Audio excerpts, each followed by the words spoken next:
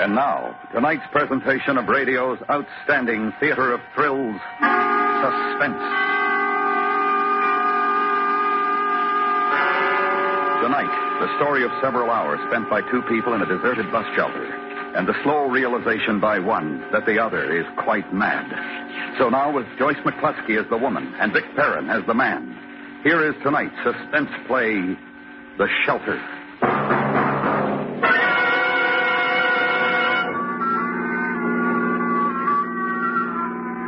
This is where I turn off. Now, if I remember right, the bus stop is just around that next bend. That's right. There's a shelter there, isn't there? Yes. Yeah. Here we are, then. Sure you don't mind walking when it's this dark? Oh, it's quite all right. I'm grateful to you for having brought me this far. Oh, it was a pleasure. Well, good night and thank you. Just a minute. An important You never know what these things are going to be. It has just been reported by the authorities at the county mental hospital that one of their patients has escaped. Motorists are warned to be on the lookout for would-be hitchhikers and to report any to the highway patrol. How about that? This person may be dangerous. A description of the escapee will be broadcast as soon as it's available. And now, back to our music brought to you at this hour by... Say, that's bad. Maybe I'd better not leave you here on your own. I'm afraid you'll have to. You're in a hurry, and I do want to catch the midnight bus. If you're sure you'll be all right, the bus won't be long. Well, I'll just walk along to the shelter and then stay there, out of sight. Well, now, if you're sure. Thank you once again. Well, it's quite all right. Good night, then. Good night.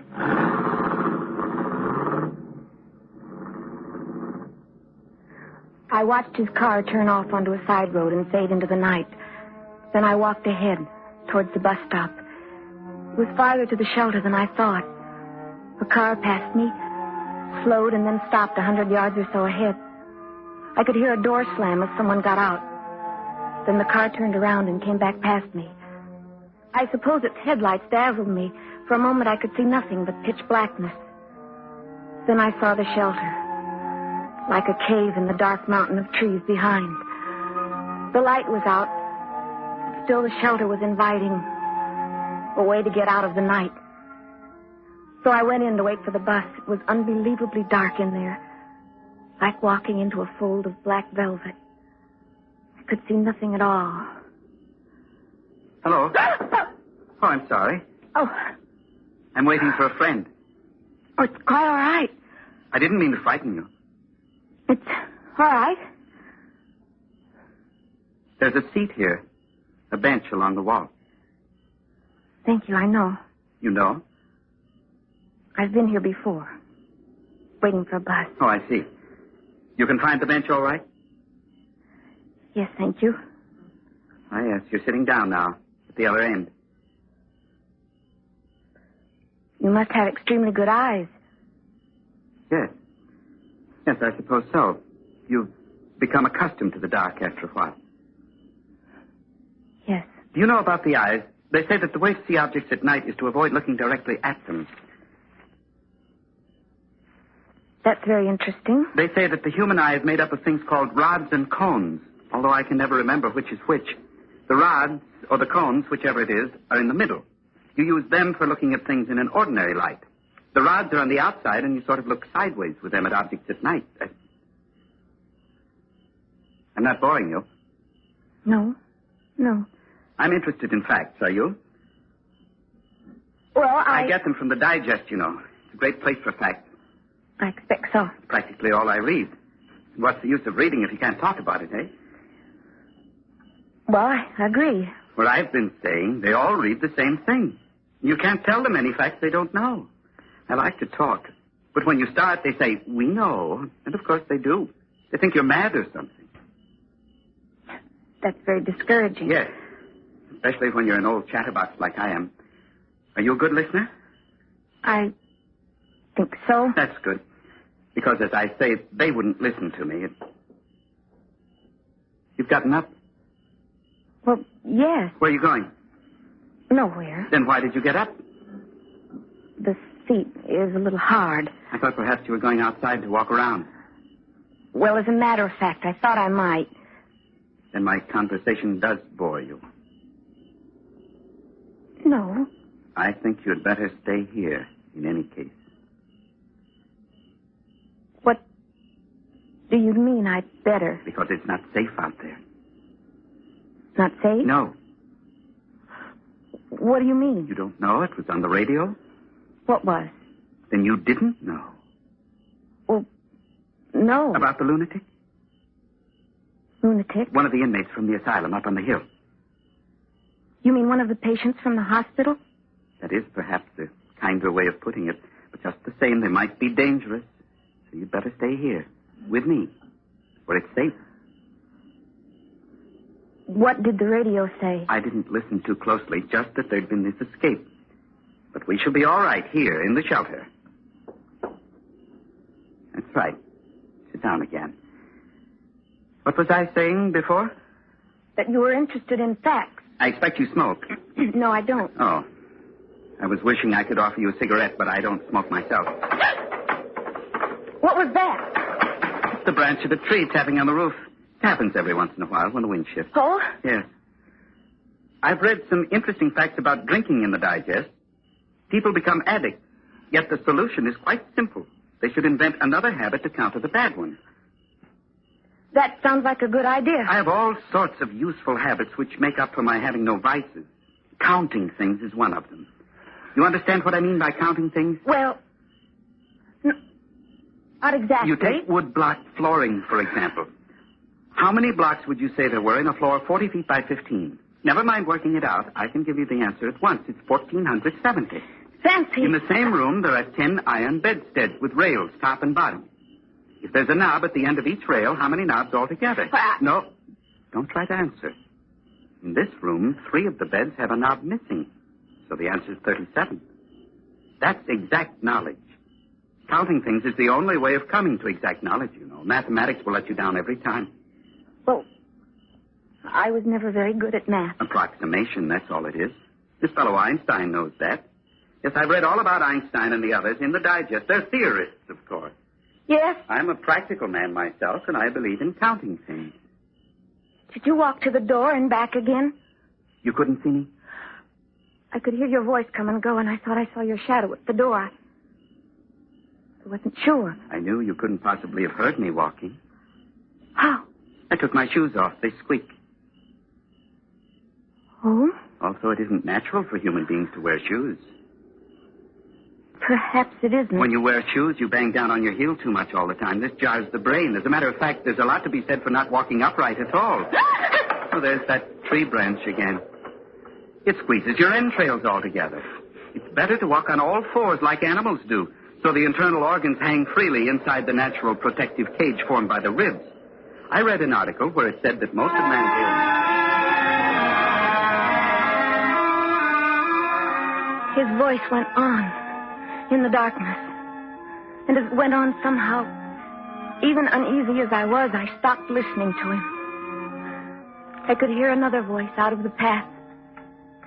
Years ago. It was a loud voice, and I could overhear it from outside the window. It was talking about me. Didn't you notice? She just walked out on me. What's the matter with that child? Surely she's not afraid of me. I don't know. Perhaps she is. But that's ridiculous, Martha. I was just talking. Now, what was there to be afraid of? Well, what were you talking about? I don't know. Nothing much. You know the way you talk to kids. Yes. Well, then, she got up and walked out. She looked scared.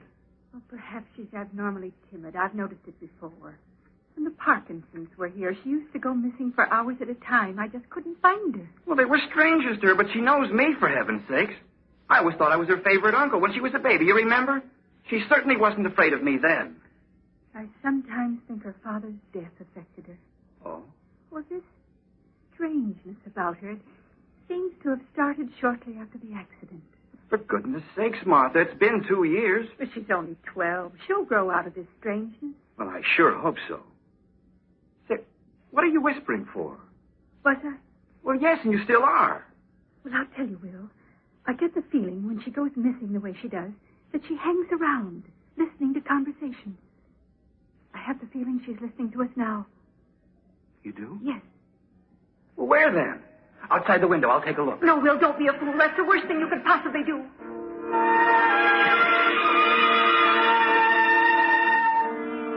I got away, as always. Although Mother always seemed to know when I was around or near. Just as I always knew when she'd gone out, even though the house was so big you couldn't hear the closing of a distant door. And it's true what Uncle Will said. I was afraid. I was scared of his voice talking on and on. It was the same with all men's voices except my father. And of course he was dead. Then in the shelter, all these years later, I was listening to another voice talking on and on. Only this time it seemed I couldn't get away. Where would I run to? Out in the dark highway? And if I did get up and flee into the night, how did I know he wouldn't follow me, overtake me? Now, these are known facts. And sitting down is bad, too. One should recline in a tilted forward position. I try to do it whenever possible. Though I have to admit I'm finding it very difficult on this hard wooden seat. Yes. I should think so. Perhaps you think me eccentric. Your ideas seem very sensible. They're facts. That's... Oh. I startled you. Yes. I was sitting at the other end of the seat. It didn't seem sociable. I forgot for the moment that you can't see anything. I must have startled you. You're touching me. Well, so I am. Take your hands off me. Well, I was only trying... Go away. Go away. Be quiet. Be quiet, you little fool. I said be quiet. Be quiet.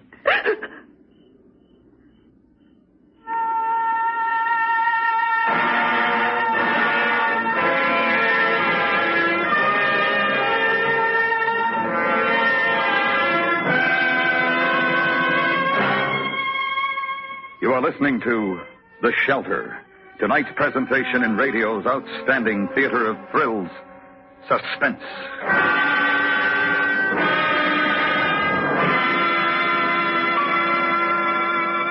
Gunsmoke, CBS Radio's thrilling stories of the Western frontier, is now heard twice on Saturdays.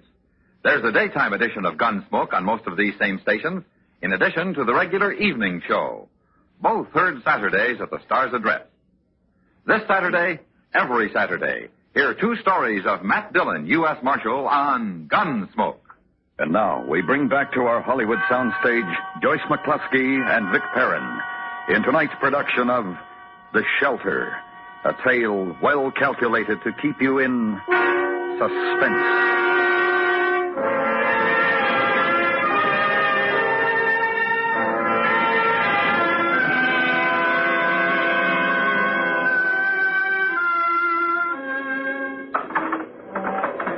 Then I heard the tree branch tapping on the roof. The stranger was gripping my upper arm so tight it hurt and bruised me. I'm sorry I had to do that. To slap you. But you screamed. Why did you scream? I was... You're not afraid of me, are you? Because there's no need to be, you know. I had to slap you because you screamed. You were hysterical. Your scream might have attracted attention.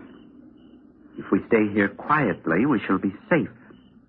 It's so dark, no one would notice this place unless they actually knew it was here. I suppose not. The lunatic might be a homicidal maniac. Had you thought of that? He's probably just a sick man. Then why did he escape? It must be terrible to be confined against your will. Perhaps you can't imagine what it would be like. On the contrary, perhaps I can. What do you mean? Surely everyone has been hospitalized at some time or another. I'm no exception. Then... I've had my share. Just being hospitalized, that's not the same. What's the difference? You're cut off from the world against your will. Not necessarily. Not necessarily against your will. You think some people actually like to be cut off? That's possible, isn't it? Oh, yes. I was just a little surprised that you should understand that feeling. Fear. Nameless fear. Does it have to be fear? Why not just plain choice? It's usually fear of one kind or another, renouncing the world. It is an eerie sound. I don't mind. But you do mind me. Is that it? I didn't say so. You showed you were afraid of me just now. I don't know why I screamed like that. It was so stupid. Just the same, I think I'd better go. Go? Yes. Now, put my shoes on. I believe you would prefer to be alone. So I'll leave you here. Good night. I didn't mean... Are you there? I didn't mean to be rude. Are you still there?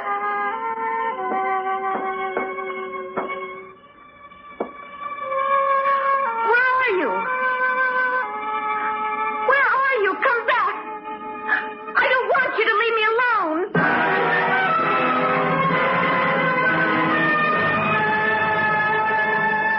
I went to the doorway of the shelter. My eyes were more used to the darkness now. I could see the gray strip of highway stretching away in both directions. And across the road, the black tracery of trees. There was no sign of him. I stood there just inside the doorway, listening. But there was nothing to hear but the sounds of the night. And it was funny. Everything had changed. Before I'd welcomed the thought of the friendly loneliness of the shelter, but now I didn't want to be alone. My nerves were jumping with every sound. I couldn't think of anything to do but retreat to the furthest corner in the darkness and try to shut out all the thoughts of the present. And after a while, I did sort of forget, sitting there in the silence. The past came crowding back to my mind. But my terror wouldn't leave me, and all I could hear in my thoughts was the sound of my own scream. All right, Martha, I've got it. Don't hurt her, Will. No. You can't keep me up. You make me stay. Martha? You think I should call him now, Will? It's up to you. But I have to be right. I can't do this to her unless... What else can you do? What are you planning, you two? Now, Martha.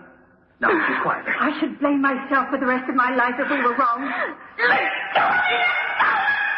There's nothing to blame yourself for, Martha. It couldn't be helped. I'll call him now.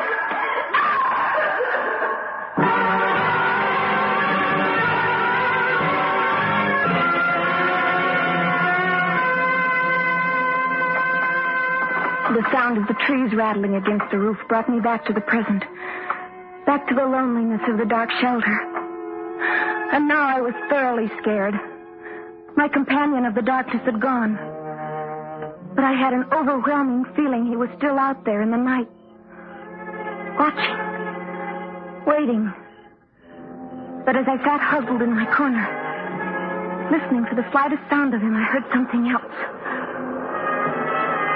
The bus was coming. Oh, now at last I could get away. I went out to the edge of the highway to signal for it. It seemed to be going so fast. I waved my arms. There was a blinding glare of headlights. Stop! Stop! Please stop! Please stop!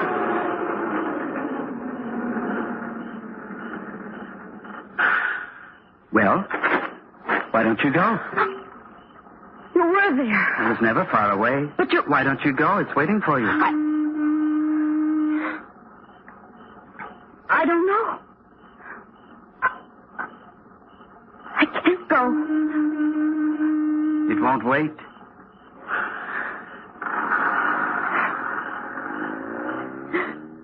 It's too late now. You would prefer to wait here with me, wouldn't you? Come inside. No. My friend will be here soon. Your friend? I told you I was waiting for him. Oh. Yes. He'll be giving me a lift into town. We can take you. I can't go. Perhaps you believe there is no such person as my friend? Why did he leave you here? He'll be back soon and we can go into town.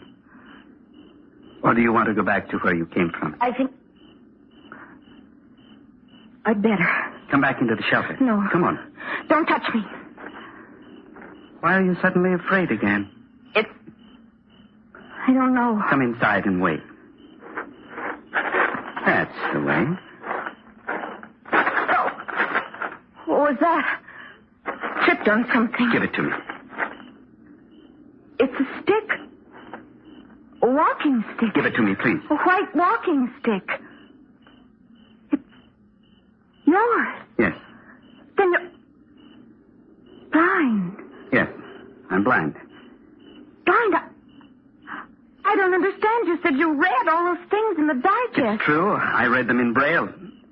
I'm afraid I frightened you. I only wanted to help. Oh, it's strange. For the first time I can remember, I was afraid of being alone. Scared of the dark. It's normal to be scared of the dark.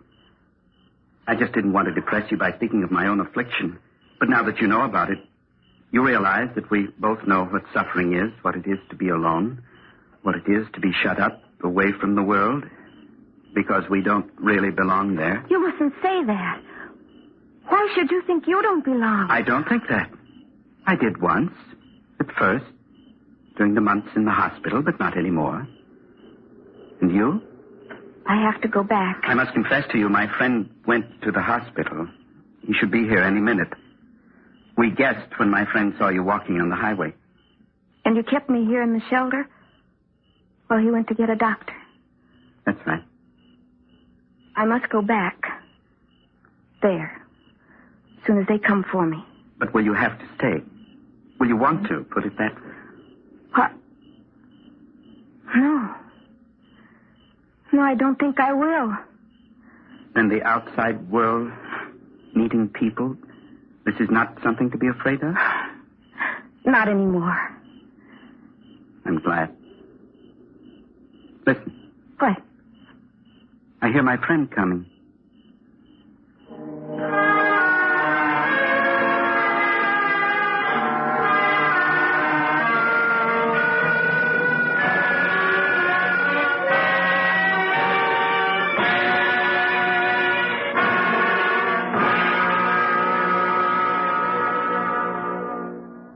Suspense, in which Joyce McCluskey starred as the woman and Vic Perrin as the man. Next week, the story of a man who sets out to prove that he cannot be murdered, only to find there was a slight error in his calculations. We call it The Last Letter of Dr. Bronson. That's next week on Suspense.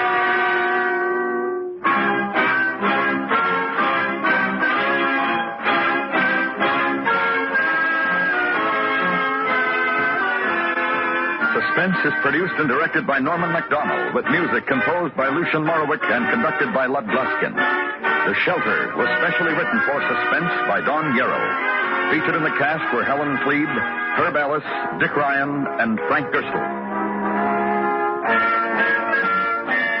You enjoy City Hospital every Saturday in the daytime on the CBS Radio Network.